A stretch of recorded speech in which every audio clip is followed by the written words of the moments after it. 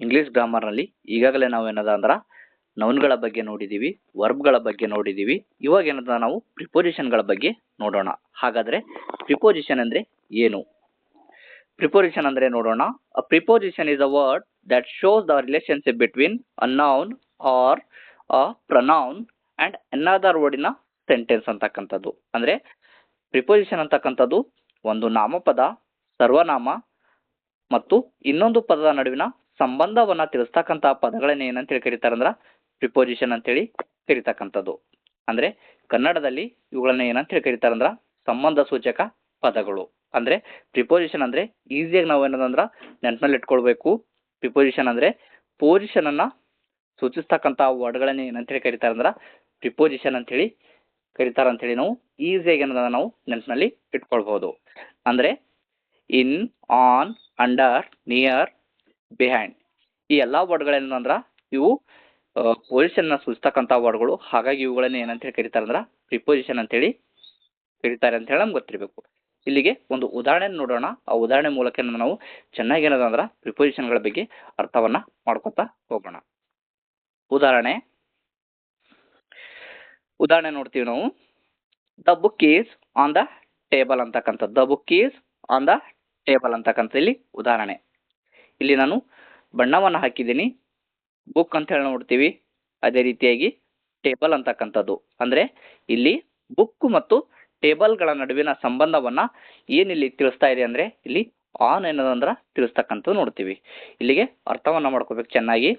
ಇಲ್ಲಿ ಬುಕ್ ಅಂತಕ್ಕಂಥದ್ದು ಮತ್ತು ಟೇಬಲ್ಗಳ ನಡುವಿನ ಸಂಬಂಧವನ್ನ ಯಾವುದು ಸೂಚಿಸ್ತಾ ಇದೆ ಅಂದ್ರೆ ಆನ್.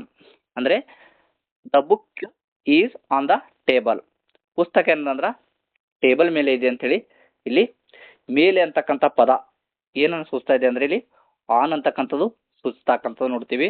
ಅಂದ್ರೆ ಆನ್ ಅಂತಕ್ಕಂಥದ್ದು ಏನದಂದ್ರೆ ಇಲ್ಲಿ ಪೊಸಿಷನ್ ಅಂದ್ರೆ ಮೇಲೆ ಇದೆ, ಕೆಳಗೆ ಇದೆ, ಈ ರೀತಿಯ ಒಂದು ಮೇಲೆ ಕೆಳಗೆ ಅಂತಕ್ಕಂಥದಕ್ಕೆ ಏನಂತ ಕರಿತಾರೆ ಅಂದ್ರೆ ಪೊಸಿಷನ್ ಅಂತ ಹೇಳಿ ಕರಿತಕ್ಕಂಥದ್ದು ನೋಡ್ತೀವಿ. ಇಲ್ಲಿಗೆ ಅರ್ಥವನ್ನ ಮಾಡ್ಕೋಬೇಕು. The book is on the table ಅಂತಕ್ಕಂಥದ್ದು ಇಲ್ಲಿ ಪ್ರಿಪೋಸಿಷನ್ ಯಾವುದು ಅಂದ್ರೆ ಇಲ್ಲಿ ಆನ್ ಅನ್ನ ಬಳಕೆಯನ್ನ ಮಾಡಲಾಗಿರ್ತಕ್ಕಂಥದ್ದು ನೋಡ್ತೀವಿ. ಅಂದ್ರೆ ಪ್ರಿಪೋಸಿಷನ್ ಅಂತಕ್ಕಂಥದ್ದು ಇದೊಂದು ಪೊಸಿಷನ್ ವರ್ಡ್ ಅಂದಾಗ ಆನ್ ಆಗ್ತಕ್ಕಂಥದ್ದು ನೋಡ್ತೀವಿ. ಇಲ್ಲಿಗ ಅರ್ಥವನ್ನ ಮಾಡ್ಕೋಬೇಕು ನಾವು. ಇನ್, ಆನು, ಅಂಡರ್, ನಿಯರ್, ಬಿಹೈಂಡ್ ಇವೆಲ್ಲ ಏನ್ ಶೋ ಮಾಡ್ತಾವಂದ್ರ ಇವೆಲ್ಲ ಪೊಸಿಷನ್ಗಳನ್ನ ತಿಳಿಸ್ತಕ್ಕಂಥ ನೋಡ್ತೀವಿ. ಹಾಗಾಗಿ ಇವುಗಳನ್ನ ಏನಂತೇಳಿ ಕರೀತಾರಂದ್ರ ಪ್ರಿಪೋಸಿಷನ್ ಅಂತೇಳಿ ಕರಿತಕ್ಕಂಥ ನೋಡ್ತೀವಿ. ಹಾಗಾದ್ರೆ ಇಲ್ಲಿ MCQ ಪ್ರಶ್ನೆಗಳನ್ನ ಬರ್ತಕ್ಕಂಥ ನೋಡ್ತೀವಿ. ಸ್ಪರ್ಧಾತ್ಮಕ ಪರೀಕ್ಷೆಯಲ್ಲಿ ಕೆಳಗಡೆ ಏನಂದ್ರ ಆಯ್ಕೆಗಳನ್ನ ಕೊಡ್ತಕ್ಕಂಥದ್ದು ನೋಡ್ತೀವಿ. ಇನ್, ಆನ್, ಅಂಡರ್, ನಿಯರ್ ಈ ರೀತಿಯ ಪದಗಳು ಬಂದಾಗ ನಾವು ಪ್ರಿಪೋಸಿಷನ್ಗಳು ಅಂತೇಳಿ ಅರ್ಥವನ್ನ ಮಾಡ್ಕೋಬೇಕು. ಬಹಳಷ್ಟು ಇಂಪಾರ್ಟೆಂಟ್ ಆಗಿರ್ತಕ್ಕಂಥದ್ದು ಪ್ರಿಪೋಸಿಷನ್ಗಳ ಬಗ್ಗೆ. ಇವುಗಳನ್ನ ಚೆನ್ನಾಗಿ ಅರ್ಥವನ್ನ ಮಾಡಿಕೊಂಡ್ರೆ ನಾವು ಪ್ರಿಪೋಸಿಷನ್ ಅನ್ನ ನಾವು ಈಸಿಯಾಗಿ ಐಡೆಂಟಿಫೈನ ಮಾಡ್ಬೋದು. ಪ್ರಿಪೋಸಿಷನ್ ನಾವು ಎಕ್ಸಾಮ್ ನಲ್ಲಿ ಕೊಟ್ಟರೆ ಅವುಗಳನ್ನ ಈಸಿಯಾಗಿ ಐಡೆಂಟಿಫೈನು ಮಾಡ್ಬೋದು. ಅದೇ ರೀತಿಯಾಗಿ ನಾವು ಪ್ರಿಪೋಸಿಷನ್ ನ ಗುರುತಿಸಿ ಎಂದಾಗ ಕೂಡ ನಾವು ಈಸಿಯಾಗಿ ಏನಂದ್ರ ಗುರುತಿಸಬಹುದು. ಹಾಗಾದ್ರೆ ಪ್ರಿಪೋಸಿಷನ್ಗಳು ಮುಖ್ಯವಾಗಿ 5 ವಿಷಯಗಳನ್ನ ತಿಳಿಸುತ್ತದೆ ಅಂತ ಹೇಳಿ ನಮ್ಗೆ ಗೊತ್ತಿರಬೇಕು. ಪ್ರಿಪೋಸಿಷನ್ಗಳೇನಂದ್ರ 5 ವಿಷಯಗಳನ್ನ ಸೂಚಿಸ್ತಾವ ಅಂತ ಹೇಳಿ ನಮ್ಗೆ ಗೊತ್ತಿರಬೇಕು.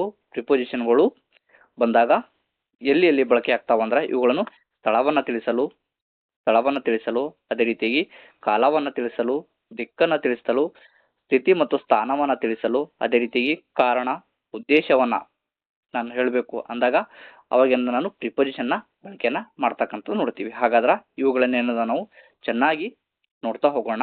ಮೊದಲಿಗೆ ಸ್ಥಳವನ್ನ ತಿಳಿಸ್ತಕ್ಕಂಥ ಪ್ರಿಪೋಸಿಷನ್ಗಳು. ಪ್ಲೇಸ್ ಅಂತ ಹೇಳಿ ಬಂದಾಗ ಮೇಲೆ, ಕೆಳಗೆ, ಹಿಂದೆ, ಹತ್ತಿರ, ಮಧ್ಯೆ, ಒಳಗೆ ಈ ರೀತಿಯ ಪದಗಳನ್ನು ನಾವು ಬಳಸ್ತಕ್ಕಂಥ ನೋಡ್ತೀವಿ ಕನ್ನಡದಲ್ಲಿ. ಅದೇ ರೀತಿ ನಾನು ಇಂಗ್ಲಿಷ್ಗೆ ಬಂದಾಗ in, on, under, behind, in front, near, between, among ಈ ರೀತಿಯ ಪದಗಳೇನಂದ್ರ ಇಂಗ್ಲಿಷ್ನಲ್ಲಿ ಬಳಕೆ ಆಗ್ತಕ್ಕಂಥ ನೋಡ್ತೀವಿ. ಇಲ್ಲಿ ಉದಾಹರಣೆ ಮೂಲಕ ನಾವು ನೋಡ್ತಾ ಹೋಗೋಣ. ಈಗ ಮೊದಲಿಗೆ ಇನ್ನನ್ನು ತೆಗೆದುಕೊಂಡಾಗ ಇನ್ ಅಂದ್ರೆ ಒಳಗಡೆ. The boy is in the room ಅಂತಕ್ಕಂಥ ನೋಡ್ತೀವಿ. ಅಂದ್ರೆ ಹುಡುಗ ಏನದಂದ್ರ ರೂಮಿನ ಒಳಗಡೆ ಇದ್ದಾನೆ ಅಂತಕ್ಕಂಥದ್ದು. ಇಲ್ಲಿ ನಾನು ಒಳಗಡೆ ಅಂತ ಹೇಳಿ ಬಳಸಬೇಕಾದ್ರೆ ಏನನ್ನ ಬಳಕೆ ಮಾಡ್ಬೇಕಂದ್ರೆ ಪ್ರಿಪೋಸಿಷನ್ ಇನ್ನನ್ನ ಬಳಕೆಯನ್ನ ಮಾಡಬೇಕು. ಅವಾಗ ಏನಂದ್ರ ಹುಡುಗ ಒಳಗಡೆ ಇದ್ದಾನೆ ಅಂದ್ರೆ ಎಲ್ಲಿ ಇದ್ದಾನೆ ಅಂದ್ರೆ ರೂಮ್ ನ ಒಳಗಡೆ ಇದ್ದಾನೆ ಅಂತ ಹೇಳಿ ನಾನು ಹೇಳ್ಬೇಕಾದ್ರೆ the boy is in the room ಅಂತ ಹೇಳಿ ನಾನು ಹೇಳ್ಬೇಕು. ಇಲ್ಲಿಗೆ ಅರ್ಥವನ್ನ ಮಾಡ್ಕೋಬೇಕು. ಪ್ರಿಪೋಸಿಷನ್ಗಳ ಏನದ ಅಂದ್ರ ಸ್ಥಳವನ್ನು ತಿಳಿಸಲು ಕೂಡ ಏನಂದ್ರೆ ಬಳಕೆಯನ್ನು ಮಾಡ್ತಕ್ಕಂಥದ್ದು ನೋಡ್ತೀವಿ. ಅದೇ ರೀತಿಯಾಗಿ the book is on the table.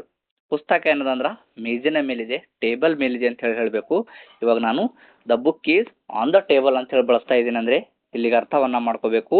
On ಅಂತಕ್ಕಂಥದ್ದು ಏನಂದ್ರೆ ಪೊಸಿಷನನ್ನು ಇಲ್ಲಿ ಸೂಚಿಸ್ತಕ್ಕಂಥದ್ದು ನೋಡ್ತೀವಿ, ಸ್ಥಳವನ್ನು ಸೂಚಿಸ್ತಕ್ಕಂಥದ್ದು ನೋಡ್ತೀವಿ. ಅದೇ ರೀತಿಯಾಗಿ ಅಂಡರ್ ಅಂತ ಹೇಳಿ ಬಂದಾಗ the cat is under the table. ಈಗ ಬೆಕ್ ಏನದ ಅಂದ್ರೆ ಟೇಬಲ್ ಕೆಳಗಡೆ ಇದೆ ಅಂತ ಹೇಳಿ ಹೇಳ್ಬೇಕಾದ್ರೆ ನಾನು the cat is under the table ಅಂತ ಹೇಳಿ ಹೇಳಬೇಕು.